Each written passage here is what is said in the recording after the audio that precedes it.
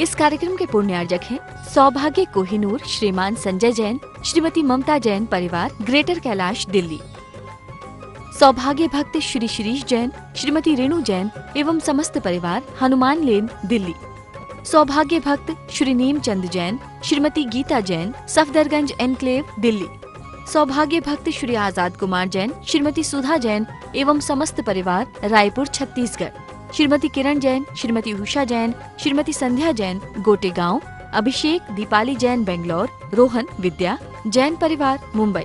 सौभाग्य भक्त श्रीमती सुशीला जैन, श्री राजीव जैन, श्रीमती मधुलिका जैन, सम्यक जैन, भविका जैन, जनकपुरी, दिल्ली। सौभाग्य भक्त श्री विकास जैन, राखी जैन, स्तुति जैन, समृद्धि जैन, देवांश जैन, रोहिणी, सेक्टर 3, दिल्ली। महानुभाव, आज माघ महीने के परिश्रम पर्व का तृतीय दिन है। उत्तम आर्जव धर्म आर्जव अर्थात मायाचारी का त्याग करना। आज के समय में इंसान मायाचारी करने में इतना निपुण हो चुका है, मायाचारी करने में इतना ज्यादा एक्टिव हो चुका है कि वह कुछ भी कार्य कभी भी कर लेता है। उसको यह नहीं पता होता कि मैं मंदिर में हूं, मैं धर्मसभा में हूं, मैं सत्संग में हूं, मैं परिवार में हूं, मैं समाज में हूं, मैं कहां पर हूं। बस वह मायाचारी करने में तत्पर रहता है। और हमारे यहां पर ग्रंथों में आचार्यों ने कहा है माया त्रिगुणश्य, कि मायाचारी करने से त्रयंच गति का बंध होता है। कि त्रयंच गति में इंसान बोलना भी चाहता है लेकिन उसकी आवाज को कोई सुनता नहीं है। त्रयंच गति में इंसान खाने के लिए, त्रयंच गति में पशु खाने के लिए भोजन चाहते हैं, वो रेंकते हैं, लेकिन उनको कोई भोजन देने वाला नहीं होता। कारण क्यों? क्योंकि यह मायाचारी करने के प्रभाव से गति मिलती है। और मायाचारी इंसान अनेक अनेक तरीके से करता है। मायाचारी करने से तात्पर्य है कि भेष बदल के कार्य करना, अन्य शारीरिक क्रियाओं को करना, अन्य शारीरिक कार्यों को करना, इस तरह के अनेक अनेक कार्य मायाचारी करने के प्रभाव से यहां पर लोग किया करते हैं। तो मैं आपको बताना चाहता हूं कि जीवन में मायाचारी मत करो, बल्कि जीवन में अच्छा आचरण करने का प्रयास करो। इंसान जीवन में मायाचारी करने के लिए इतना उद्युक्त हो चुका है कि उसको यही ज्ञान नहीं होता कि कौन से स्थल पर मायाचारी करना है, कौन से स्थल पर मायाचारी नहीं करना है। आपको पता है कि हम मुनि महाराज हैं, हम साधु हैं, हम लोग भी यदि मायाचारी करते हैं तो हमें पाप का बंध होता है। हम मायाचारी नहीं कर सकते हैं, लेकिन कैसे मायाचारी? जैसे मैं जब मुनि था तो यदि कोई व्यक्ति आके बोलता कि आचार्य सौभाग्य सागर जी महाराज की जय, तो यदि मैं उस व्यक्ति को ये नहीं कहता भैया मैं आचार्य नहीं हूं, मुनि हूं, तो वही भी मुझे मायाचार लग गया। अतः मैं बुलवा नहीं रहा हूं, लेकिन वह बोल रहा है तो भी लग गया। जिस प्रकार से आप यदि व्रती नहीं है और कोई आपको वंदना कह रहा है तो आपको कहना चाहिए मैं व्रती नहीं हूं, मुझे जय जयेंद्र करिए।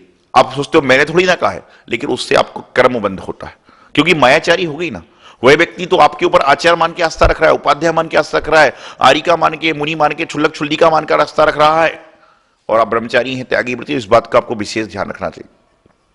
कई बार होता है लोग आते हैं कहते ऐसे तपस्वी मुनि नहीं देखे, तो हम लोग कहते भैया हमारे गुरु महाराज तपस्वी थे, तपस्वी हैं, तप करते हैं, लेकिन तपस्वी से आश्रय वहां पर यह था कि जो माशु उपासी है, तो हम लोग कहते हैं हम लोग उपासी नहीं है, क्योंकि हमको भी मायाचारी से बचना चाहिए। तो मैं आपको बता रहा हूं कि लोग मंदिर में मायाचारी करने से बाज नहीं आते, संतों के पास मायाचारी करने से बाज नहीं आते। एक बार एक महाराज किसी मंदिर में पहुंचे और वहां पर पहुंचने के बाद, वहां पर जाने के बाद जब पहुंचे तो उन्होंने, संत जी ने, एक व्यक्ति दर्शन करने आया, उससे पूछा क्यों भाई मंदिर हो जाते हो? तो यह व्यक्ति मंदिर जब आ रहा था तो मंदिर के बाहर बोर्ड पर लिखा था कि मुनि महाराज जी का आगमन हुआ है और कल प्रातःकाल विहार है। उसने कहा महाराज जी मंदिर की बात कर रहे हैं, मैं तो मंदिर दोनों टाइम आता हूं, अभिषेक भी करता हूं, पूजन भी करता हूं। महाराज जी बोले कितने पुण्यशाली व्यक्ति हो, कितने भाग्यशाली व्यक्ति हो, कितने सौभाग्यशाली व्यक्ति हो कि आप भगवान का अभिषेक भी करते हो, पूजन भी करते हो, आराधना भी करते हो। बहुत बहुत आशीर्वाद, धर्म की वृद्धि हो, सुख शांति समृद्धि हो। संयोग बसात अगले दिन कुछ मौसम बिगड़ गया या जो भी व्यवस्था रही, महाराज जी का बिहार टल गया। 3-4 दिन हो गए, वो व्यक्ति आया ही नहीं। एक दिन संध्या काल में फिर आया तो उसने कहा महाराज जी हैं तो अंदर जाना ही नहीं चाह रहा था, नजर बचा के निकल रहा था। अब क्या होगा, अब क्या होगा। इतने में महाराज जी मंदिर संध्या काल दर्शन को जा रहे थे। बोले भाई कहां पे हो, आजकल आते ही नहीं। बोले बस महाराज जी क्या बताओ, थोड़ा तबीयत नरम हो गई थी, थोड़ी तबीयत नरम हो गई थी। इतने में एक पीछे आदमी खड़ा था, उसके जाने के बाद बोलता बोले महाराज काहे की तबीयत नरम है, कल तो मेरे साथ में पान ठेले पर खड़े होकर पान खा रहा था, परसों रात को होटल में खाना खाया, बोलता तबीयत नरम हो गई थी। ऐसा क्यों कर रहे हो।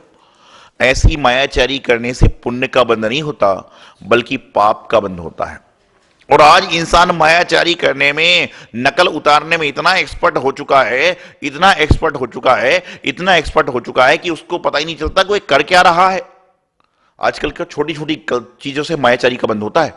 जैसे हम लोग किसी की नकल उतारते हैं, बच्चे अनजाने में नकल उतारते, दादी की नकल उतारते हैं, दादे की निकालते हैं उसकी, ये गलत है, ये बहुत अशोभनीय कार्य है, अकृत्य है। आप किसी की नकल ना उतारें बल्कि आप उनके जैसी शकल पाने का प्रयास करें, उनके जैसे अपने गुण आए यह व्यवस्था करने का प्रयास करें। आज हम लोग कर क्या रहे हैं, मंदिर में आ रहे हैं, आहार देने के लिए आप प्रयास कर रहे हो, शुद्ध वस्त्र पहनकर आए हो और गलती से आपसे कपड़ा छू गया। आपको महाराज ने नहीं देखा, माता जी ने नहीं देखा, लेकिन भगवान ने देखा है। और उसके बाद बोल रहे हो मन शुद्धि, वचन शुद्धि, काय शुद्धि, आहार जल शुद्ध है। काय का जल शुद्ध है, काय शुद्ध है। वैसे ही तुम्हारा मन पवित्र है, वचन पवित्र नहीं है, मन पवित्र नहीं है, वचन पवित्र नहीं है, काय पवित्र नहीं है, धन पवित्र नहीं है, तो भी आप मायाचारी क्यों कर रहे हो।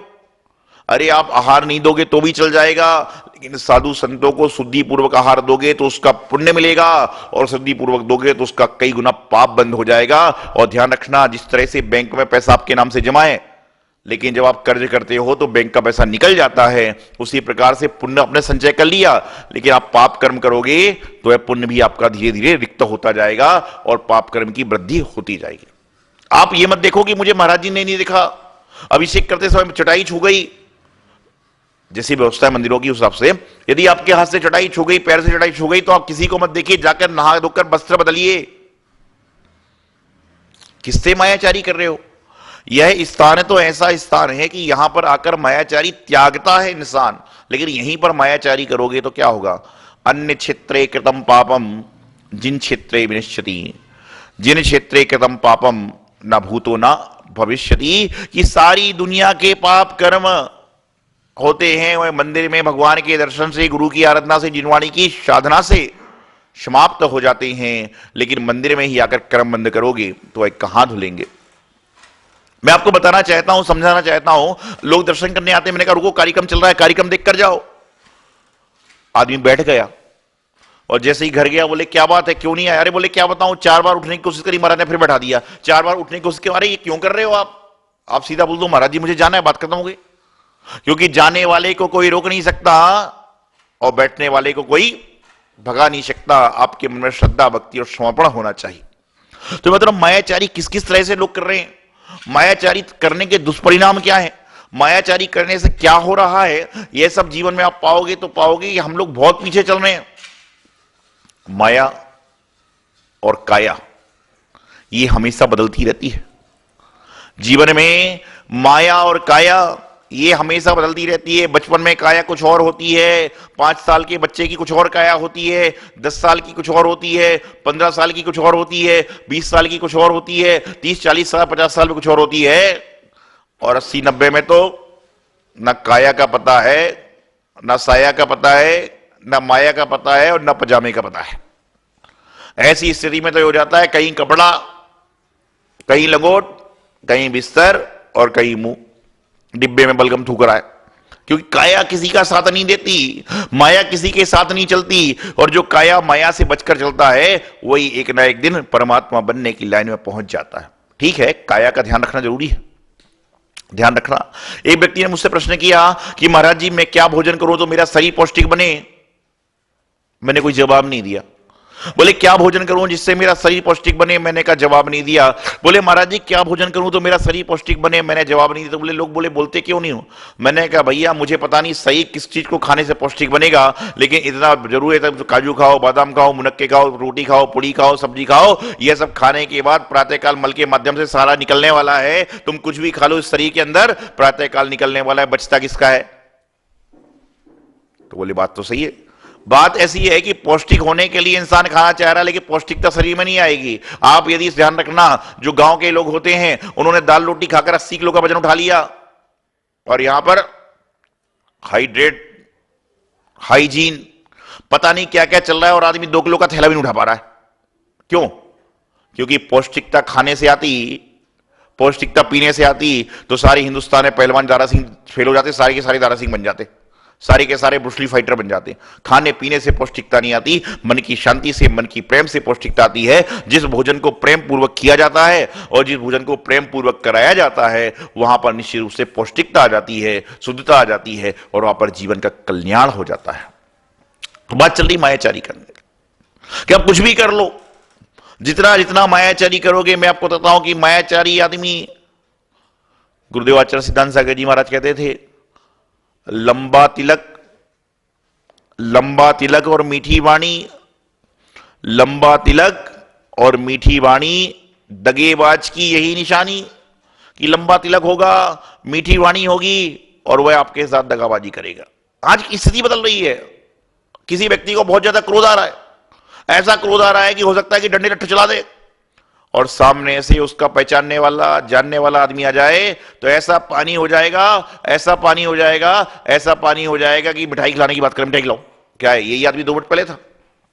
तो आदमी का विचार, आदमी का व्यवहार काया और माया के साथ बदलता रहता है, और जीवन में जिसकी काया और माया बदलती रहती है लेकिन मन नहीं बदलता, उसका जीवन का कल्याण हो जाता। मैं तो रहा लंबा तिलक और मीठी वाणी दगेबाज की ये निशानी। बोले अरे आइए भाई साहब, आइए, आप कपड़े की दुकान पर पहुंच जाओ, आइए बनारसी लीजिए, सतरंगी लीजिए। मैं तो देख देख के रहा हूं, दिल्ली शहर में रह रहा हूं, दिल्ली में मिल रही बंबई की भेलपुरी, दिल्ली में जगह जगह पर दुकानें लगी हैं बंबई की भेलपुरी, और बंबई में ठेले लगे हुए हैं दिल्ली के पराठे। समझ में नहीं आ रहा क्या चल रहा है। बंबई में मिल रहे हैं दिल्ली के पराठे और दिल्ली मिल रही बंबई की भेलपुरी। क्या मायाचारी और आदमी खा रहा है बंबई वाली भेलपुरी, बंबई वाली भेलपुरी। अरे क्या है भाई, बड़ा आश्चर्य होता है कि आदमी इंडिया में रहता है तो कहता है कि चाइनीज लाओ, और चाइना में जाता है तो कहते हैं इंडियन फूड लाओ। क्या आश्चर्य है, क्या सोचने वाली बात है कि भारत देश में चाइनीज खाना मांग रहा है, और जब विदेश में जाता है तो कहता है इंडियन फूड लाना। क्या है, क्या चल रहा है। सरे सर मरा मायाचारी चल रही है। कपड़े की दुकान पर जाओ, वो आदमी आपको ऐसी ऐसी साड़ी के नाम गिना देगा जो उसकी जिंदगी में दुकान पर नहीं आई, और हम लोग भी खरीद रहे हैं, बनारसी पहनी है। अरे क्या बनारसी है। एक बार एक व्यक्ति आया, बोले महाराज जी ये टॉवेल इटली से आई है। मैंने कहा अच्छा। मैंने कुछ बोला नहीं, भाई इटली से आई होगी। इसलिए देर बाद कुछ एक व्यक्ति आया और चांस के वो भी टॉवेल लेके आया, बोले जापान से आई है। मैं कुछ बोला नहीं। इसके बाद में थोड़ी देर बाद एक व्यक्ति और आया, ये काल्पनिक बातें होती हैं, एक व्यक्ति और आया, बोले ये जो नेपकिन है ये यूरोप से आई है। कुछ बोला नहीं। इतने में एक व्यक्ति और आया खाली हाथ। मैंने कहा भाई साहब आप कुछ टॉवेल लेके नहीं आए क्या। कोई इटली से ला रहा है, कोई जापान से ला रहा है, कोई यूरोप से ला रहा है। बोले महाराज जी मैं टॉवेल लेके नहीं आया, मैं धागा लेकर आया हूं। मैं समझा नहीं। बोले ये टॉवेल इटली से आई, ये जापान से आई, यूरोप से आई, लेकिन इन सब में लगने वाला धागा तो मैंने इंडिया से भेजा था। इन सब में लगने वाला धागा तो मैंने इंडिया से भेजा था। हो गया अब कि धागा यहां से जा रहा है, टॉवेल बल्कि वापस इंडिया में आ रहा है। यही हो रहा है संसार में कि घर की रोटी इंसान को अच्छी नहीं लगती है, और बाजार की रोटी में पता नहीं कौन सा नमक, कौन सी मिर्ची, कौन सी लेकर उसको खूब खा रहा है, मजे ले लेके खा रहा है, डबल रोटी खा रहा है, बेलपूरी खा रहा है। खाओ, खाने मना नहीं है, लेकिन घर की रोटी को ठुकराओ मत। तो आज परवादी आज पर्युषण पर्व का तृतीय दिवस है, उत्तम आर्जव धर्म का दिन। मैं आप सभी को यही संदेश देना चाहता हूं कि उत्तम आर्जव के दिन अपने जीवन में आर्जवता को लाएं और अपने जीवन कल्याण करें। साथ ही साथ में आज माघ सप्तमी है। आज गुरुदेव आचार्य सन्मति सागर जी महाराज, जिनको दुनिया तपस्वी सम्राट के नाम से जानी जाती थी, आज उनका जन्म जयंती महोत्सव है। मैं उनके श्री चरणों में बारंबार मन से, वचन से, काय से बारंबार नमस्कार करता हूं कि हे गुरुदेव, आपके जीवन की छत्र छाया, आपका जो आशीर्वाद है और हमेशा मेरे साथ रहे। मैं निरोगी रहूं, स्वस्थ रहूं, मेरा संग सारे भक्त निरोगी रहें। और आप तपस्वी सम्राट थे, तपस्या के शिरमौर थे, ऐसे अनेक तपस्या के कीर्तिमान आपने स्थापित किए। और साथ ही साथ में आज मेरा आप सभी देशवासियों के लिए एक संदेश है कि कल मालूम चला कि जिन्होंने नमोकार मंत्र को गाया, जिन्होंने भक्तांबर मंत्र की स्तोत्र को गाया, जिन्होंने अनेकों अनेक देश के लिए गीत गाए, ऐसी भारत रत्न लता मंगेशकर कल अपना पंचतत्व में लीन हो गई। उन्होंने देश के लिए कई सारे अनेकों अनेक कार्य किए। निश्चित रूप से उनकी हमारे बीच से जाना एक क्षति है, लेकिन ये तो नियति है, जो आया है सो जाएगा।